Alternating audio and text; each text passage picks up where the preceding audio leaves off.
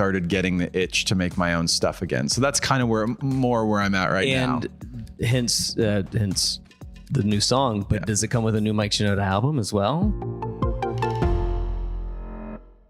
Welcome to another Audacy check-in at the Hard Rock Hotel in New York. You can call me Brad. You can call him Mike Shinoda. Hi, Mike. Nice to see you. Thanks for having me. I want to get a couple of things out of the way first. Are you the one sending me these voicemails that go a little like this? What do you say, Brad? Let's play a game. Amazing. Is this you? Yeah, that's totally Is that me. you? Yeah. Are we the voice? What do they call it in the movie? The voice modulator. Uh-huh. Yeah, it works pretty well. Are you Ghostface? Is that what we're here to reveal, that you might actually be? 100%. If this were one of the movies, it'd be fine that I say yes to, Sure. because then it would subvert your expectations and we'd go somewhere from there. Death. Be afraid. Yes, I'm very, very afraid. This is kind of crazy. How exactly did we get here with Meteora, now Mike Shinoda, and a solo song with a Scream soundtrack? It's a lot. I admit that it's a lot. I think what had happened. So let me just say on the Linkin Park stuff, because a lot of people because that's been out for a minute and people You've been are taking a stroll down memory lane for a while. Yeah, it's kind of like I think it started with wanting to look back. We had the Hybrid Theory 20th anniversary, and fans kept asking, "Are you going to do one for the next album too?" And my instinct in the beginning was no. I actually wasn't sure. Maybe I was like a little bit like unsure, but it depended. I was saying it depends on what we find. So we went into our hard drives, went into the storage and stuff, and like looked through material to see if there was something to make a 20th anniversary for Meteora, and there was a ton. I mean, like there's a whole album of like demos that no one has ever heard. Half of them have vocals on them. A handful of them are full-blown finished songs. 70-something minute documentary of unseen footage. Like there's a lot in there. And you've talked a lot about this in the past month or so. Is there a part of you that stumbles upon a memory that you probably forgot about that sort of reignited that song? So Lost is the kind of, we released it as a lead single for the Meteora 20th project. Lost was a song that when we made Meteora, we decided that we wanted 12 songs on the album, and Lost was effectively the 13th song. Only reason it wasn't on there was because it was a little, in our opinion, it was a little too similar to Numb. Then we didn't include it on the album. It was mixed and mastered, and we just kind of put it to the side and said, yeah, we're going to do something with this at some point. And then we didn't, and then we forgot about it. You sometimes wrote for yourself. Yeah. Sometimes wrote for Chester. Yeah. How are you writing now? The fans like made fun of me for using the metaphor, but it's just tools in the toolbox. Like it's over the years, I just want to get better at doing it. And I remember on our third album, Minutes to Midnight, we started to work with Rick Rubin, and Rick said to me, have you ever started a song? He said, I noticed that you always start with a track and then you lay the vocals on the track and you don't change the track very much. Have you ever written a song starting with like an instrument and vocals, but like not in the computer?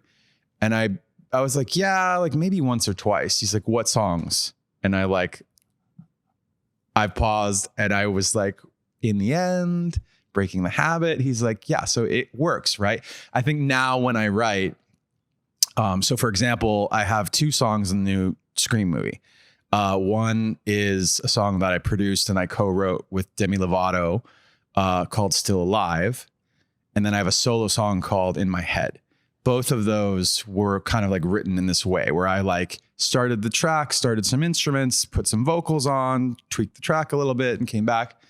And it's a different approach. The reason I ask is because when somebody calls and asks you to be a part of a movie soundtrack, does it have to how do you even go? Do you talk about the movie? Do you talk about a story?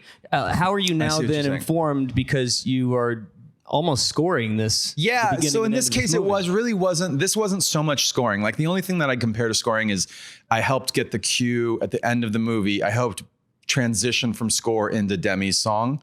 Other than that, this is like songwriting. This is not like scoring. So scoring is very different in the sense that they don't ask you specifically, we need this kind of sound. We need you to do this for the. I mean, they might, but in this case, no. Like what's nice about what I prefer is to be able to have artistic, room to build a song that's a proper song that's not so tied into the movie. So in this case, for example, like, my song is much more, while it is informed by concepts in the movie, my song is more about like intrusive thoughts and paranoia and things like second guessing things that go on in your own head. Whereas Demi's song came from a conversation I had with her where she was talking about how she's gone through a lot in recent years and that she's so happy to be still alive. And I was like, and as soon as she said that, I was like, yeah, that's a great lyric. And I came back to it when we got in the studio. I was like, you said this thing, and we kind of riffed off of those words. But again, like, to me, I'm not the kind of I've never done it. I'm probably not the kind of person to write a Ghostbusters theme where it's like the song is the movie. Ray Parker Jr. Yeah. That's a skill all into itself. It's just not my skill. Boy, Mike Shinoda on the Ghostbusters song. That would be something fun, huh? It's interesting that you bring that thing up about Demi Lovato in that you trained yourself to write for other people for so long in Linkin Park. That probably services you pretty well.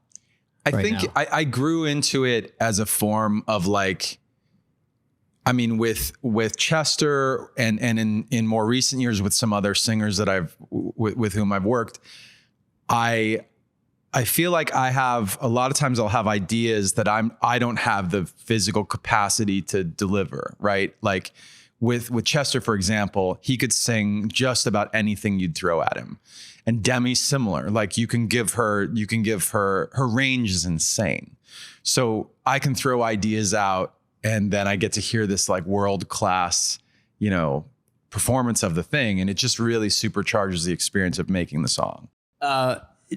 Is this the next step? Is doing just a song for a movie? Are you ready to now score? We brought the scoring up. Are you ready to do it? I actually did a little bit. I've done a tiny bit of scoring, and at this moment, it's not really my focus. Like I think, so I did a score for a film called The Raid. I did some theme songs. I did one for Lisa Ling. I did one for a show called Into the Badlands. I think right now, for the last few years, I've spent some time doing writing and production for other artists. Some of those songs are coming out. Towards the end of last year, though, I just started getting the itch to make my own stuff again. So that's kind of where I'm at right now. And hence the new song. But does it come with a new Mike Shinoda album as well? At this point, no. But I'm still working. It's like it's an ongoing story, I guess. I also hear, and this is through the grapevine from Mike Shinoda himself, you guys are all in the studio hanging out.